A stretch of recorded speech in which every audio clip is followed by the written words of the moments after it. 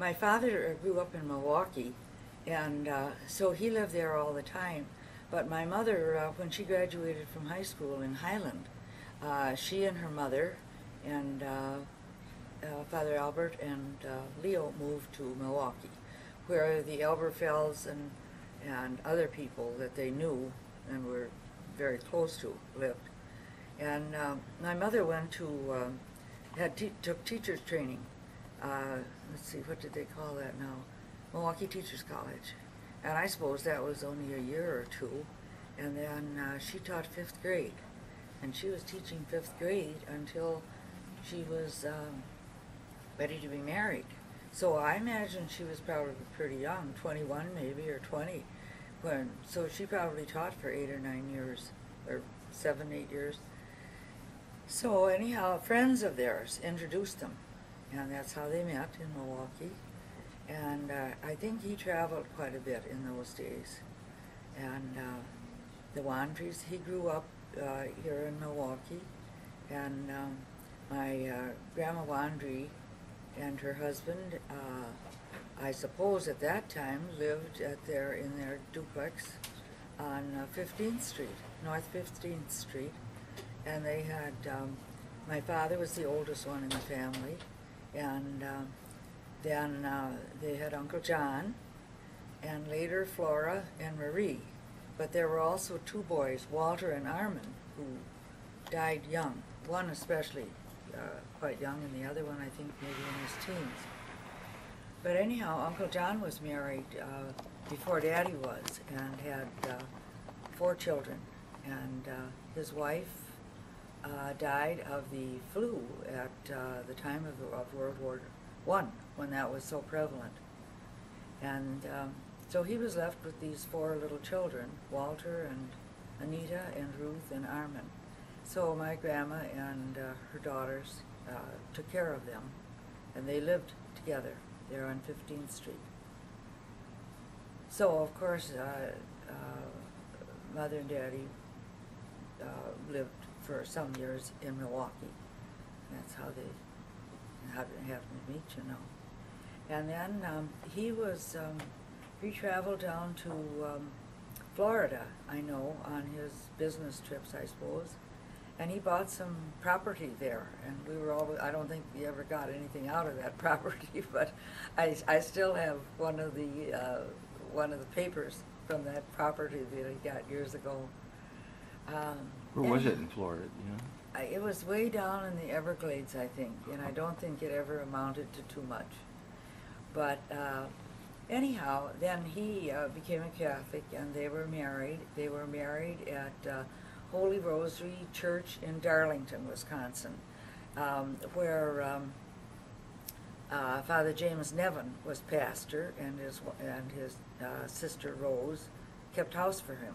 Now he had been at, what was it? We passed it the other day on the highway.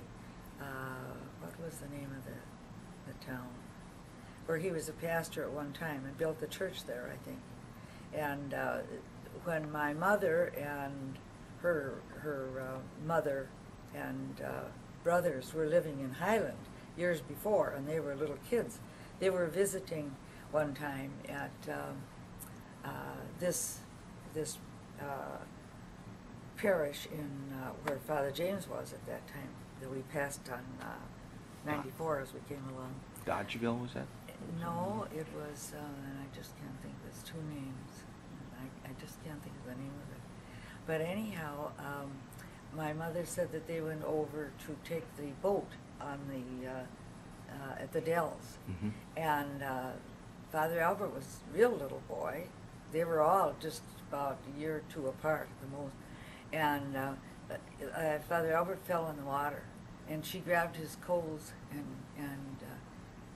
held on to him until somebody rescued him. That was the Dells. That was at the Dells. And you might remember when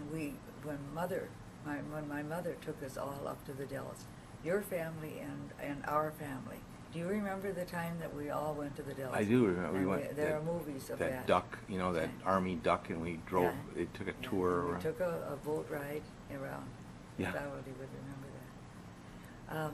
Anyhow, then Mary Grace and I grew, well, my folks were married there in Darlington, at Father James Parish at a solemn high mass, and Father Albert was the celebrant, and Father let's see, Dempsey, a cousin, was the deacon, and Father James the subdeacon. And I suppose my Father James' sister Rose provided a wonderful wedding dinner for them there at the rectory, because she was known for being a real good cook. And then that night, apparently they stayed, we always called it the bishop's room, they must have stayed there at the rectory the first night they were married.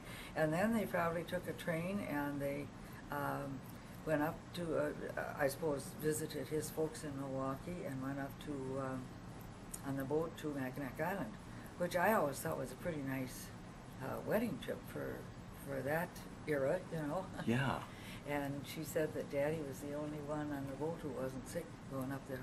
Everybody else was sick on the water. Anyhow, they moved in with O'Connell's, people on Doty Street in Madison then. And they lived there with, we always called them Aunt Margaret and Uncle George. They weren't Aunt and Uncle, but we always called them that. And to get into a house on Broome Street. So they moved into a house in the 300 block, it would be, I believe, on Broome Street, South Broome Street in Madison.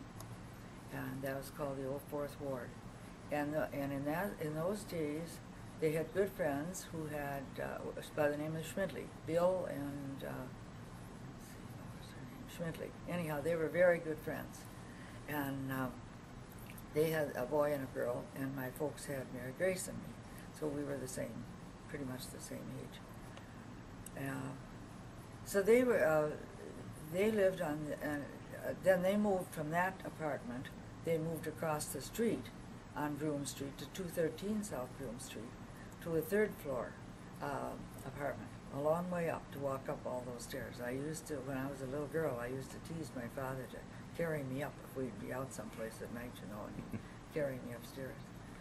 So we lived there, and I remember one of the Christmases, they used to tell that Mary Grace received, I suppose, her first doll buggy, and we loved to play with our dolls. And I got a tricycle, but Mary Grace's comment when she saw the tricycle was, she thought that was the nicest present that Santa Claus ever gave anybody. And my folks felt so badly because she seemed to like that better than her doll buggy, you know. But Jean Starry was a good friend of hers, lived around the corner, and the Powers were good friends of ours. We just knew all those people around the neighborhood, and it was fun. And then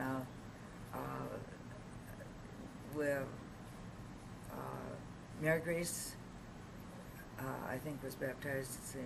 I'm not sure at St. Maryfields. I know that I was, and I don't know about. I know I went down to Monchess, and Father Albert, my godfather, gave me my first communion. But anyhow, we lived there until Mary Grace and I were about 7 and 9. And then my husband my father was with the National Guardian Life Insurance Company. And he used to travel a lot before that time. But he was sent up to Minneapolis for 2 years. So we lived up there those 2 years. And they enjoyed those 2 years a lot because they didn't expect to live up there, and they saw the area around, even New Ulm and places like that were nearby. Then 2 years later, after we moved up there, he was brought back to the Madison office. That was their home office in Madison. And the year that he was, let's see, he had been with the Guardian Life for 15 years, and I think I must have been in about 8th grade at that time. They gave all of their people who worked there a 6-month free vacation. Can you imagine that?